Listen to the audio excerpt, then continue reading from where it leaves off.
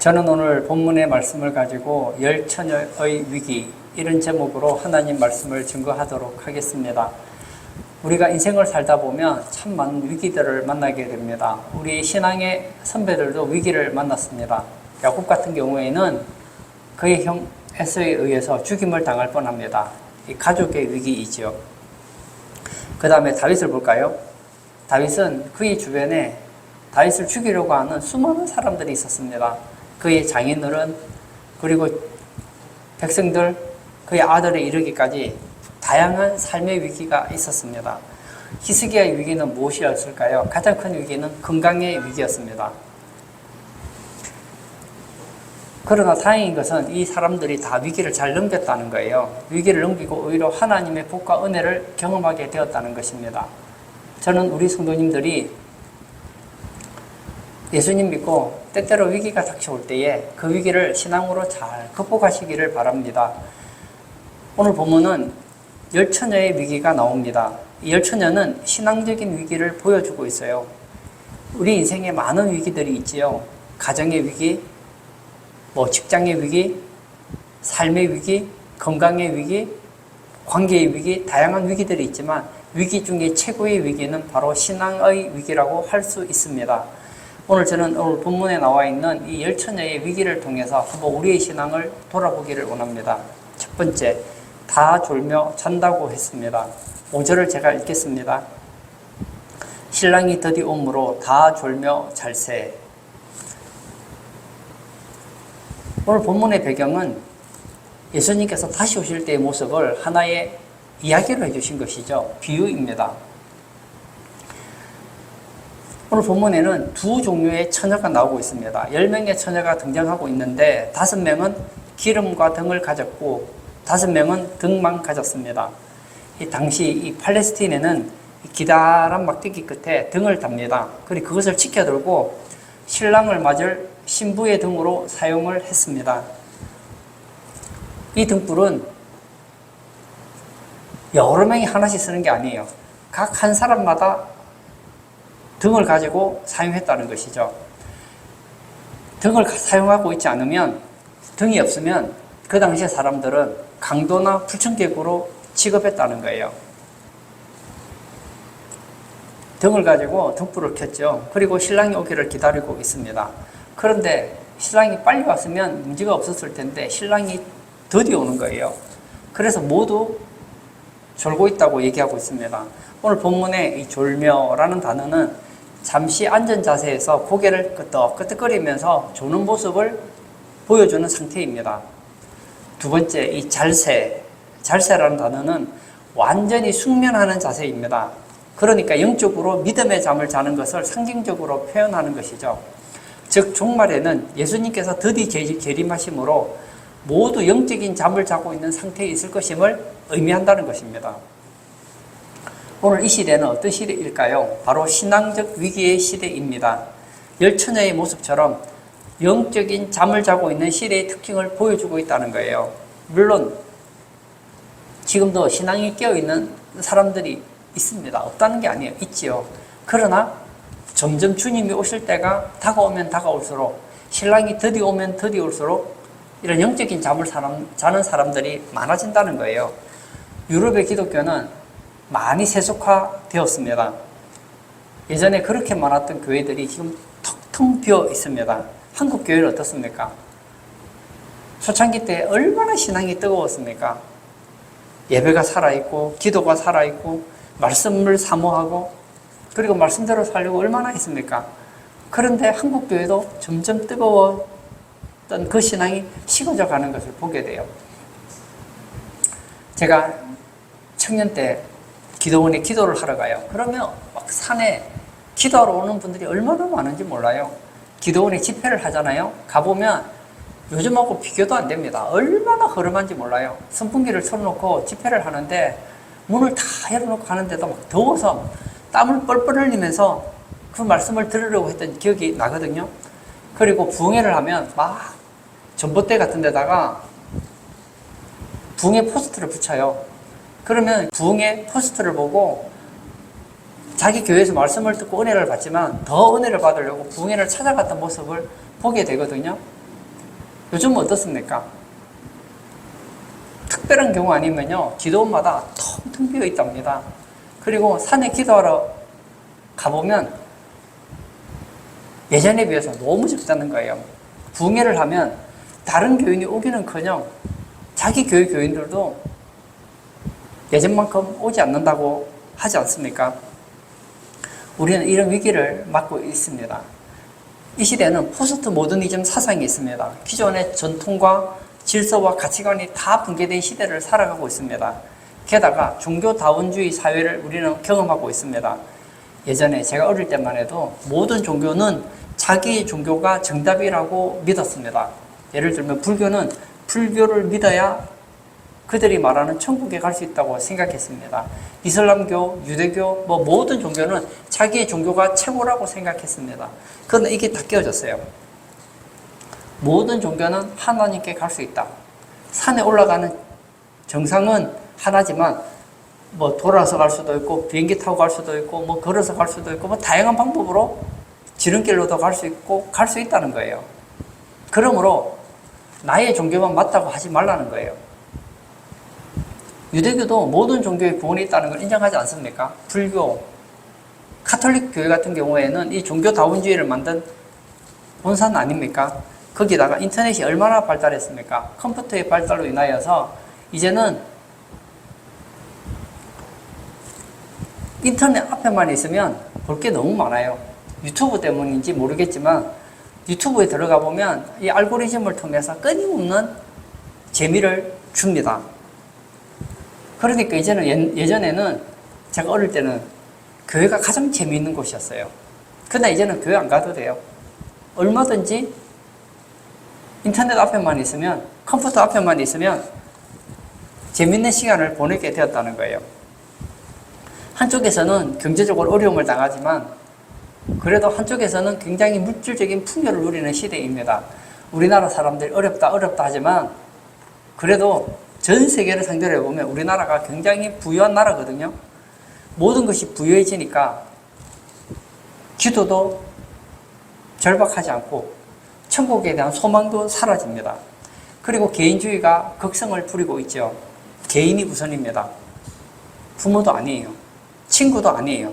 교사도 아니에요. 목사의 권위도 무너지고 이런 이유들 때문에 성도의 신앙의 잠이 빠져들게 되었다는 거예요. 게다가 이 코로나가 가장 큰 영향력을 미쳤다고 생각해요. 예전에는 신앙이 있든 없든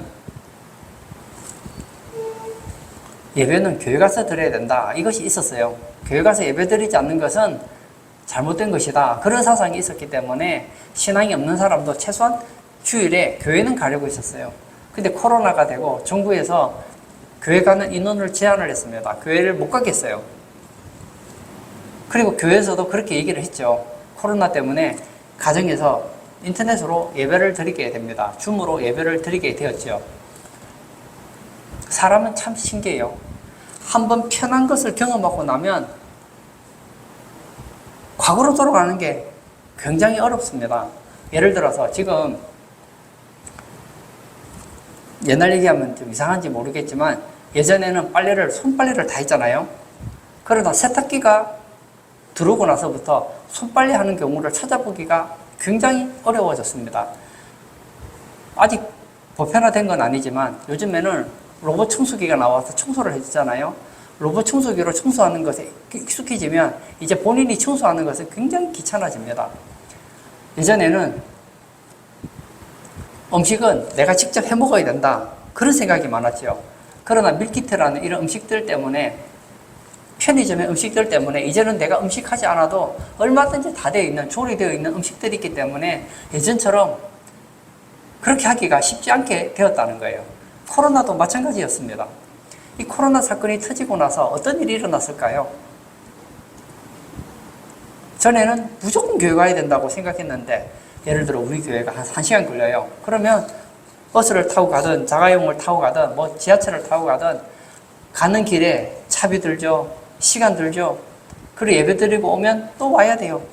근데 이제는 컴퓨터를 켜서 다 클릭만 하면 유튜브를 통해서 실시간으로 예배를 드릴 수 있습니다.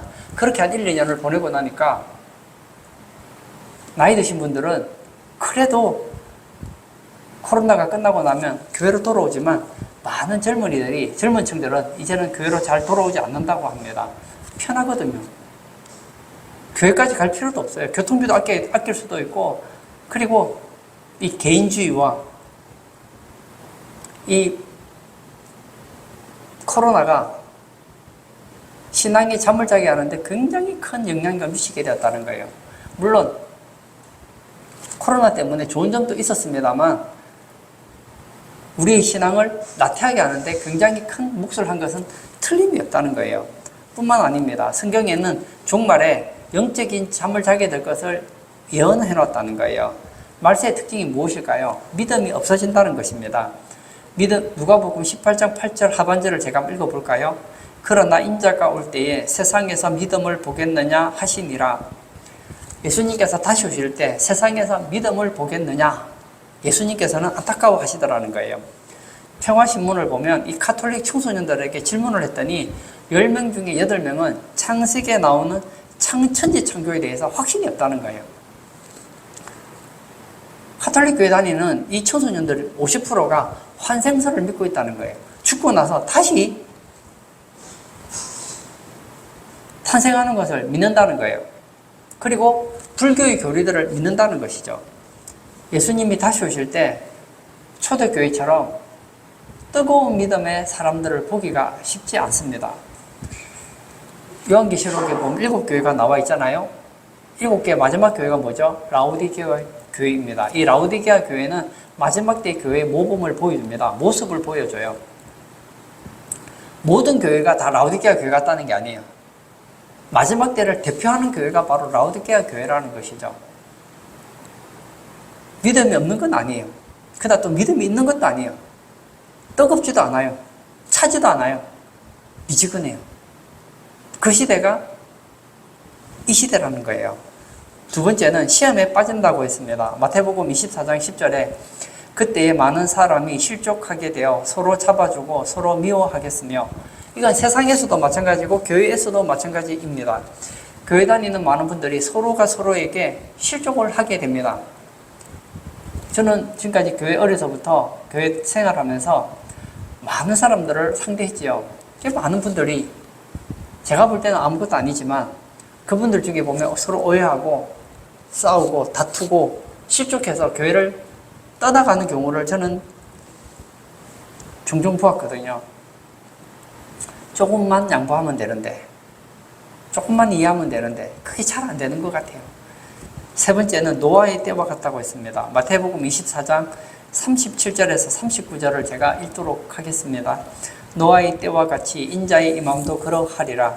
홍수전에 노아가 방주에 들어가던 날까지 사람들이 먹고 마시고 장가들고 시집가고 있으면서 홍수가 나서 그들을 다 멸하기까지 깨닫지 못하였으니 인자의 임함도 이와 같으리라. 이 시대가 꼭 이와 같다는 거예요. 홍수로 멸하기까지 깨닫지 못하였으니, 그때의 특징이 뭐죠? 노아 때의 특징이 뭐죠? 먹고 마시고 장가들고 시집가고 세상적인 것에는 관심이 많아요. 그러나 곧 멸망의 때가 온다는 것에 대해서는 관심이 없다는 거예요. 깨닫지 못한다는 거예요. 예수님께서 재림하실 때도 많은 사람들의 신앙이 식어져서 깨닫지 못하게 된다는 거예요. 예수님이 언제 오신다고요? 그건 내 알 바 아니라는 것이죠. 사도행전 20장 9절에 보면 유두고라는 청년이 나옵니다. 제가 읽어보겠습니다. 유두고라는 청년이 창에 걸터 앉아 있다가 깊이 졸더니 바울이 강론하기를 더 오래 하며 졸음을 이기지 못하여 3층에서 떨어지거늘 이렇게 보니 죽었는지라. 유두고라는 청년이 바울의 설교를 듣다가 졸음을 이기지 못하고 3층에서 떨어져 죽었다는 이야기가 사도행전에 나오고 있습니다. 분명히 앉아서 말씀을 듣고 있어요. 그런데 졸고 있습니다. 그 결과 어떻게 되죠? 떨어져 죽더라는 거예요. 바다의 풍랑 속에서 살아난 사람들의 얘기를 들어보면 가장 큰 위기는 바로 졸음이 찾아올 때라는 거예요. 널판지를 잡고 지금 바다를 항해하고 있습니다. 지금 저 멀리서는 지금 구조대가 오고 있어요. 그런데 자기가 알아요. 널판지를 놓으면 죽는다는 걸 알아요. 손을 놓으면 안 돼요. 그런데 있다 보면 졸음이 오는 거예요. 졸음을 못 견디면 어떻게 하죠? 잠이 들면 손을 놓아버린다는 거예요. 그래서 많이 죽는다는 거예요. 오늘 우리가 불렀던 새 찬송가 175장에 이런 가사가 있죠. 1절을 제가 한번 읽겠습니다. 신랑 되신 예수께서 다시 오실 때 밝은 등불 들고 나갈 준비됐느냐? 그날 밤에 주님 맞을 등불이 준비됐느냐? 예비하고 예비하라. 우리 신랑 예수 오실 때 밝은 등불 손에 들고 기쁨으로 주를 맞겠네. 신랑 되신 예수님께서 다시 오십니다. 밝은 등불 들고 나갈 준비가 여러분은 되어 있습니까? 이 찬송가는 말하잖아요. 예비하고 예비하라. 우리 신랑 예수 오실 때 밝은 등불 손에 들고 기쁨으로 주를 맞겠네.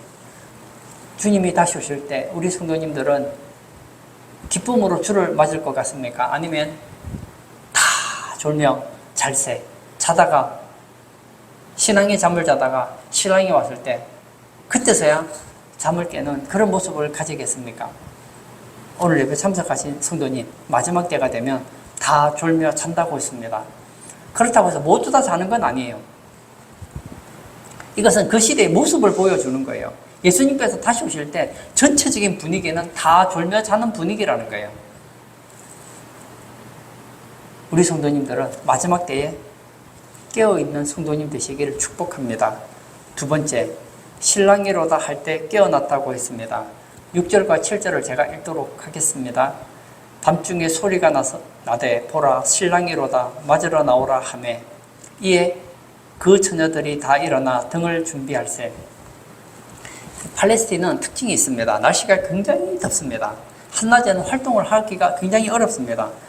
특히 사막 지역에는 땅이 넓기 때문에 다닐 수가 없습니다. 그래서 신랑이 언제 오죠? 우리는 신랑이 언제 옵니까? 결혼할 때 낮에 오죠. 그런데 그 당시에는 너무 더웠기 때문에 신랑이 밤의 더위를 피해서 밤중에 신부집에 오게 된다는 거예요. 이 밤이라는 것은 성경적으로 보면 종말, 그리고 진리가 어두워진 것을 상징하고 있습니다. 이 밤중의 소리는 주의 종들이 복음을 외치는 것과 비교될 수 있습니다. 신랑이로다. 신랑이 왔다는 것은 무엇을 얘기하죠? 예수님의 재림입니다. 즉 주의 재림을 외칠 때 모두 깨어나게 될 것을 의미한다는 거예요. 오늘날 교회 사명은 잠자는 성도들을 깨우는 사명이 가장 중요합니다.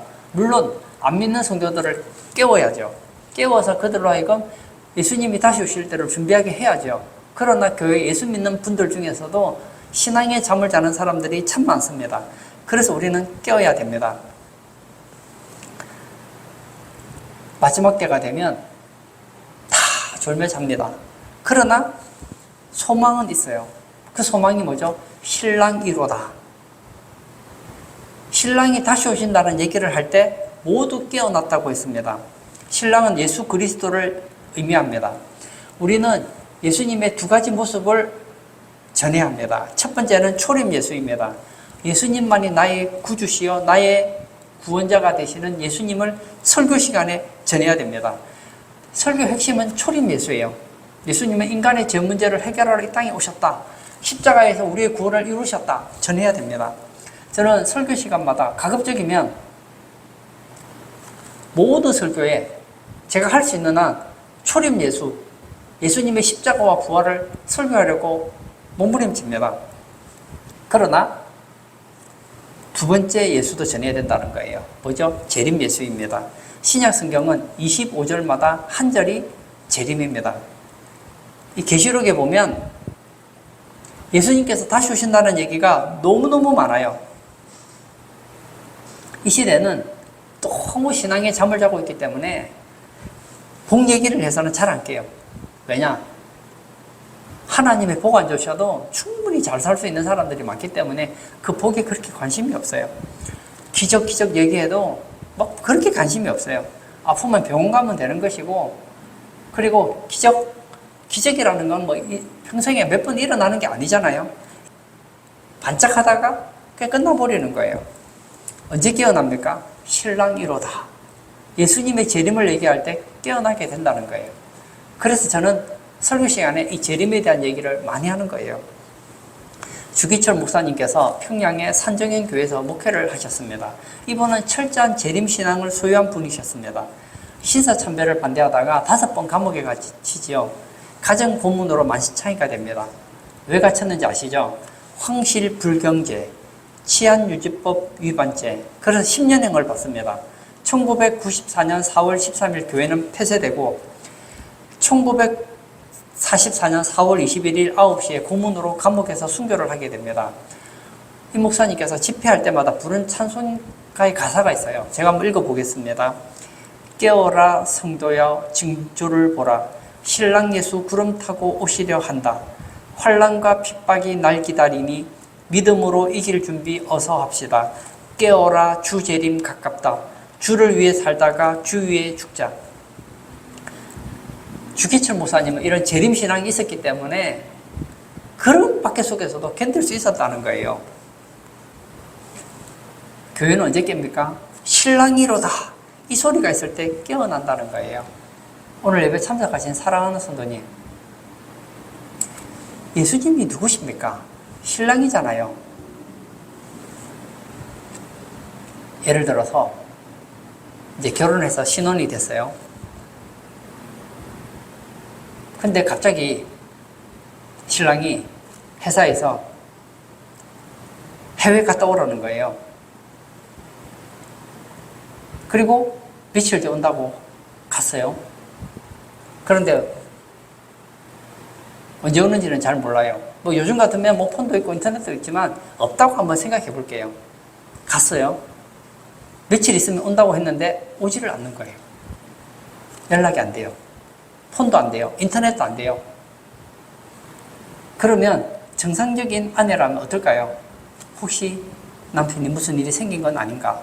오늘 오려나? 내일 오려나? 생각하지 않겠습니까? 하루하루 시간이 지날수록 신랑을 그리워하는 마음이 불타야지 정상적인 부부 아닐까요?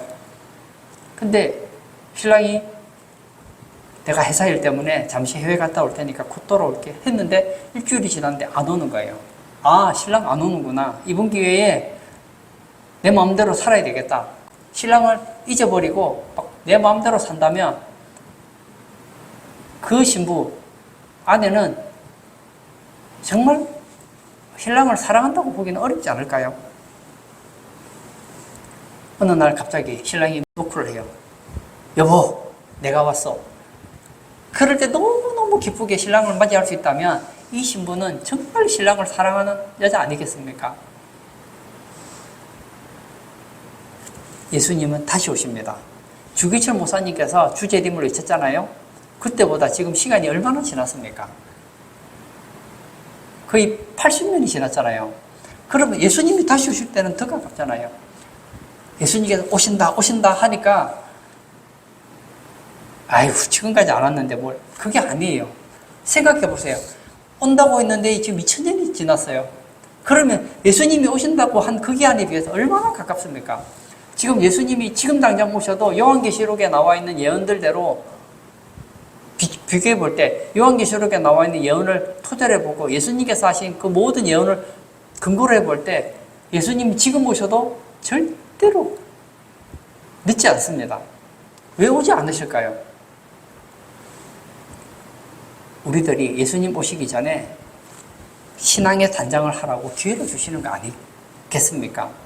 그리고 예수 믿지 않는 영혼들, 예수님 다시 오시면 예수 안 믿는 사람은 이제 끝나는 거예요. 그래서 그들에게 기회를 주는 거예요. 한 영혼이라도 더 구원받고 주님 앞에 돌아오도록, 주님 올 때 조금이라도 더 영광스러운 모습을 가질 수 있도록 기회를 주는 거 아닐까요? 주님 오셨는데 우리의 부활이, 주님 오시면 우리가 부활할 거 아니에요. 부활할 때 부끄러운 부활하면 어떡합니까? 여러분, 주님은 다시 오십니다.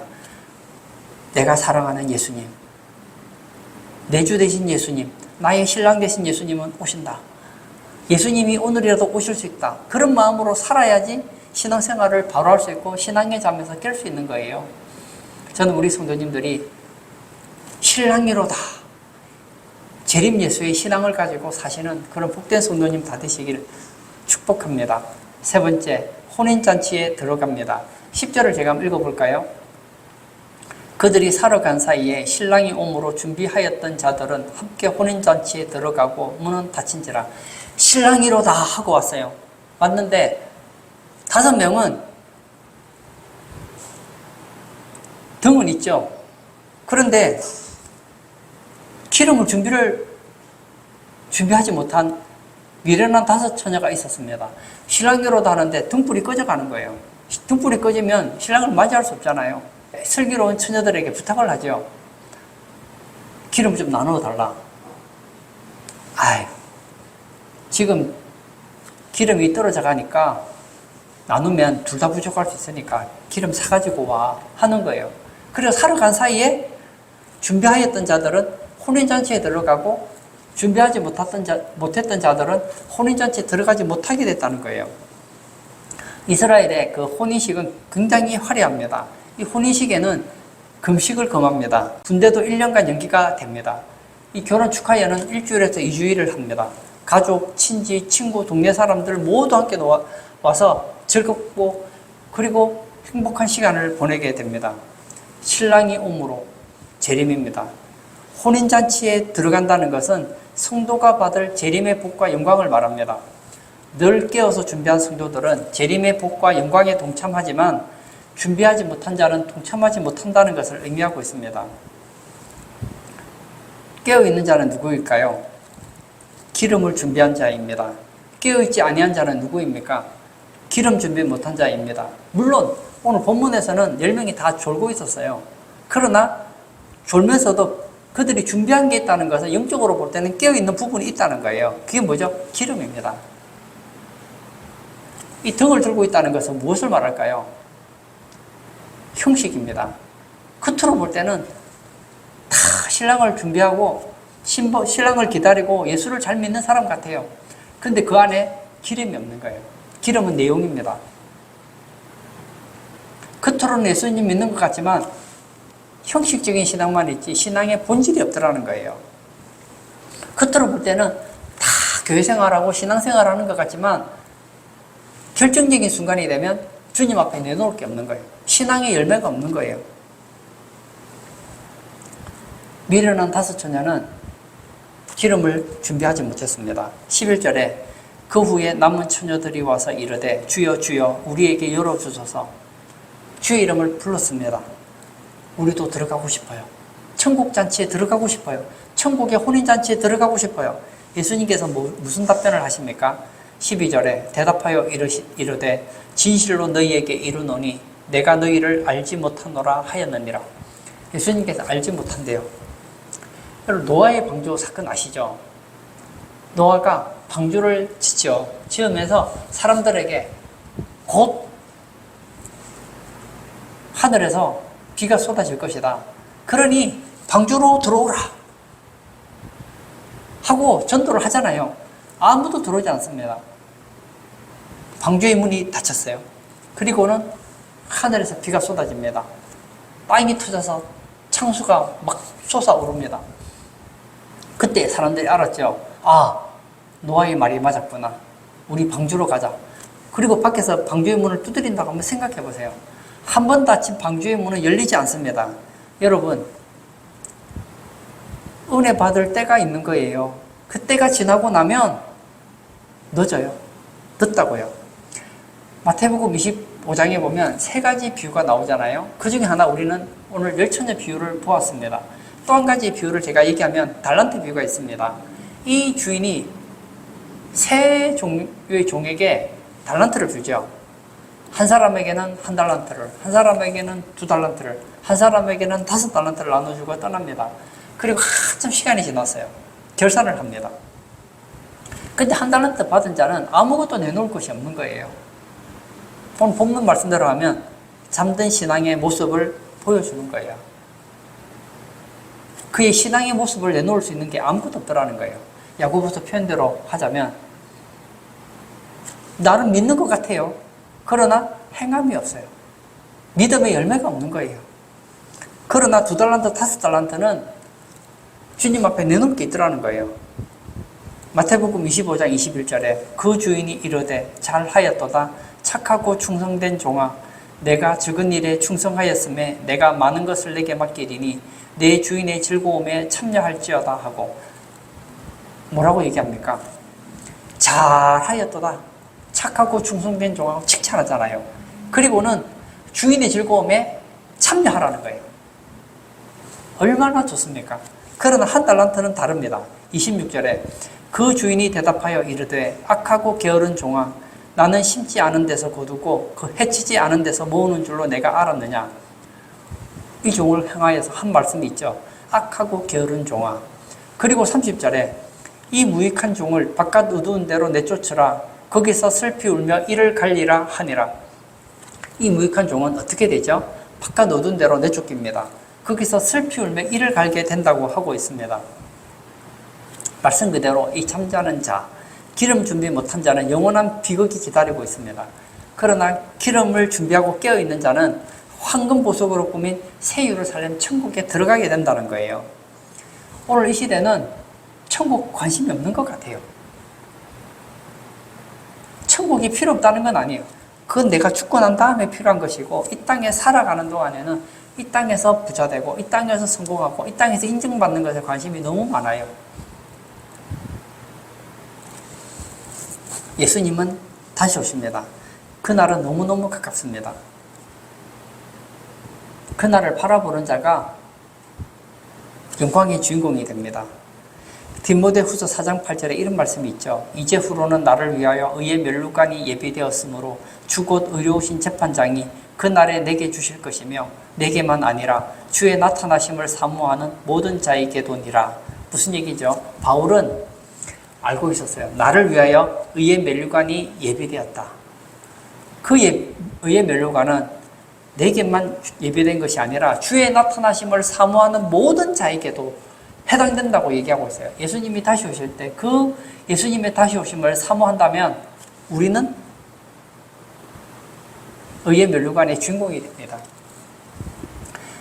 이제 얼마 있지 않으면 프랑스에서 올림픽을 하겠죠. 그러면 이제 전 세계에서 운동을 잘하는 선수들이 모여서 이제 경기를 하게 되겠죠. 우리나라 같은 경우에는 이런 올림픽에 나가려면 국가대표가 되어야 합니다. 국가대표 되는 게 이게 굉장히 어렵습니다. 국가대표 되었어요? 그러면 뭐 나라에서 국가대표 되었다고 다 메달 주는가요? 아니잖아요. 그리고 또 경기를 해서 그 중에 3등 안에 들어야 돼요. 그리고 그 중에 1등이 되면 금메달을 받게 되죠. 얼마나 힘든 인생을 사는지 몰라요. 저는 뭐 운동 경기가 다 힘들지만 전 유도 선수들을 볼 때 그런 걸 많이 느껴요. 손가락에 전부 테이핑을 하고 있거든요. 손에 막 관절염이 걸려서 그렇게 하다 보니까 손가락이 다 다쳐서 얼마나 테이핑을 할 만큼 손가락이 아픈지 몰라요. 레슬링 선수들의 키를 보면 어떻습니까? 키가 좀 약간 변형이 된 거 보잖아요. 레슬링 하면서 너무 많이 부딪히면서 키가 변형이 된 거예요. 보기가 얼마나 불편합니까? 그럼에도 불구하고 왜 포기하지 않습니까? 영광을 바라보는 거예요. 올림픽의 영광을 바라보기 위해서 그렇게 도전하잖아요. 그러나 다 열심히 하기 때문에 금메달 따는 사람은 한 명밖에 없어요. 의의 면류관을 올림픽처럼 한다면 저는 탈락할 것 같아요. 근데 여러분 기쁜 소식이 있습니다. 주님께서 주시는 이 의의 면류관은 누가 받습니까? 주의 나타나심을 사모하고 예수님을 정말 재림을 갈망하고 마라나타의 신앙으로 살아가는 사람에게는 누구에게나 다 준다는 거예요. 세상에서는 1등만 알아주지만 주님은 달라요. 예수님은 주의 나타나심을 사모하는 모든 자에게 의의 면류관을 주신다는 거예요. 결론을 짓고자 합니다. 마태복음 25장 13절을 제가 한번 읽어볼까요? 그런즉 깨어 있어라. 너희는 그 날과 그 시를 알지 못하느니라. 예수님은 언제 오실까요? 저는 여러분 확실하게 말할 수 있습니다. 그 날과 그 시는 알지 못합니다. 무슨 얘기일까요? 예수님이 언제 오실까요? 예측은 할 수 있어요. 지금은 안 오실 거야. 그때 오세요. 만약 올해 전 세계에 있는 모든 기독교인들이 예수님은 올해 오실 거야 하고 준비하고 있다면 예수님 오시지 않습니다. 예수님 오실 때는 마치 오늘 본문에 나와 있는 열처녀처럼 마치 모든 교회가 신앙의 잠을 자고 있을 것 같은 그런 때에 오신다는 거예요. 생각지 못한 때 온다는 거예요. 생각지 못한 때 오지만 신랑이로다. 신랑을 사모하고 기다리는 그 사람은 그때를 놓치지 않는다는 거예요. 깨어서 영광의 주인공이 될 수 있다는 거예요. 우리 성도님들은 예수님이 다시 오실 때에 예수님께 칭찬 듣고 잘하였도다 착하고 충성된 종아 칭찬 듣고 그 영광에 동참하는 복된 성도님 다 되시길 주의 이름으로 축복합니다. 이 시간 한번 같이 기도하기를 원합니다. 이 시대는 어떤 시대일까요? 신앙의 잠을 자는 시대입니다. 예수 믿는 사람도 마치 신앙의 잠을 자는 것 같아요. 예수 안 믿는 사람은 말할 필요도 없어요. 교회 안에도 겉으로 볼 때는 신앙의 잠을 자는 것 같지만 그래도 나름 주님께서 인정할 만한 그런 기름을 준비한 사람이 있는가 하면 그냥 형식적으로 교회 생활을 하고 신앙 생활을 하는 사람도 있다는 거예요. 그러나 바울처럼 모든 사람들이 자는 그 가운데서도 의의 면류관을 바라보고 신앙생활하는 성도도 있다는 거예요. 여러분, 신앙생활을 못하는 사람 보고 위로받지 마세요. 공부 잘하는 사람은 공부 못하는 사람들을 보고 위로받지 않습니다. 공부 잘하는 사람은 자기보다 공부 잘하는 사람을 보면서 도전을 받아요. 여러분, 기도 안 하는 사람 보고 여러분 기도 만족하지 마십시오. 여러분보다 기도 잘하는 사람, 여러분보다 전도 열심히 하는 사람, 여러분보다 신앙생활을 잘하는 사람 보고 도전을 받아야지 깨어 있을 수 있는 거예요. 이 시간 기도할 때 주님 다시 오실 그때를 알 수 없지만 예수님이 다시 오실 때에 신랑을 기쁨으로 영접할 수 있는 그런 우리 신앙들 깨달으라고 기도하도록 하겠습니다.